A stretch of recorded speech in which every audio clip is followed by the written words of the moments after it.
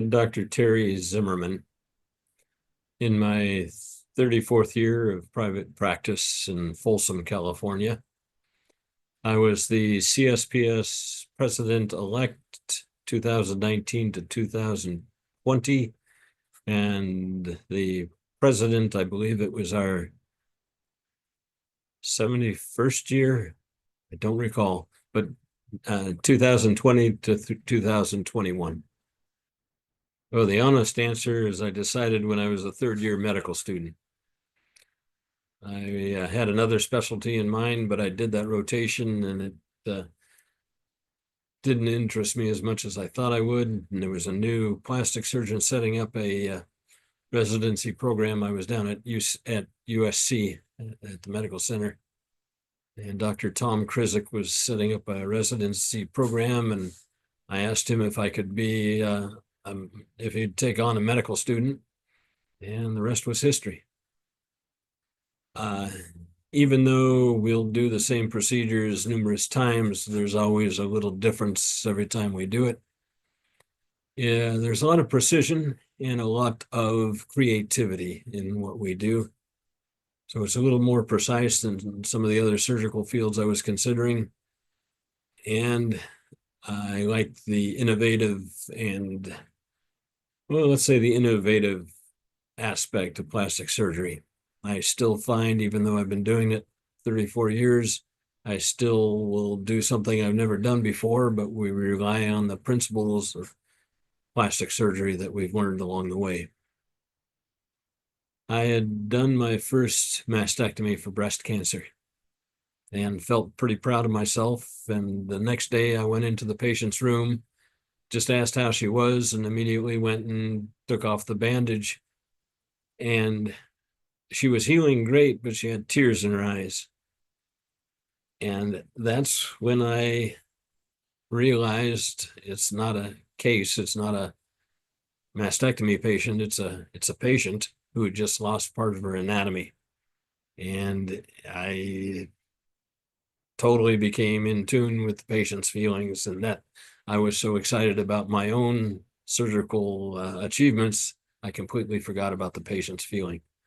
And that lasted a lot. That was a lasting impression that I've never forgotten. Heard about the California Society and decided to join. And right away, that became my favorite meeting to go to.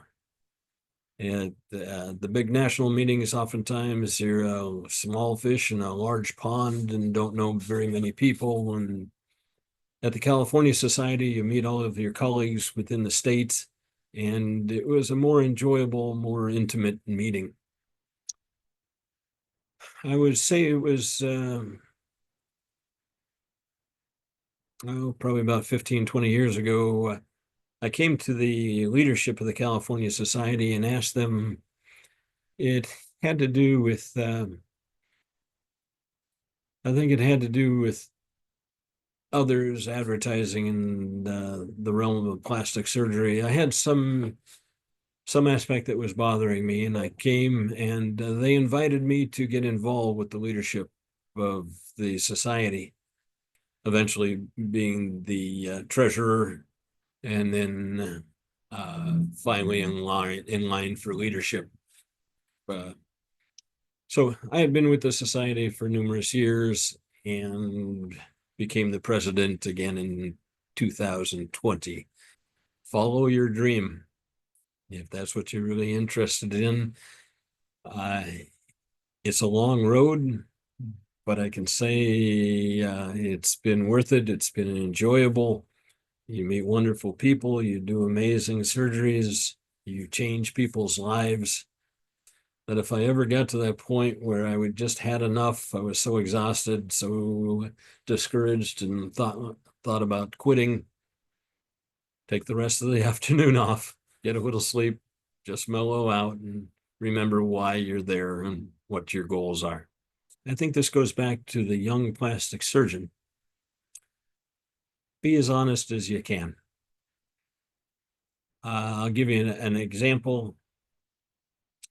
If I'm doing a consult and I'm preparing somebody for surgery, if there are some things I'm concerned about with their anatomy or their features, share that with the patient so they know what you're thinking about, and say, I'm worried that this may droop a little, or this may happen, or this may happen. That way they know you're concerned. And if that does happen after surgery, you're not making excuses. You've already explained to the patient why that could occur. I do a lot of medical legal work as well. And most of the surgeons that I see that get sued, if it's not really an obvious thing, is when the patient feels you don't care. And make sure they do realize that you do care.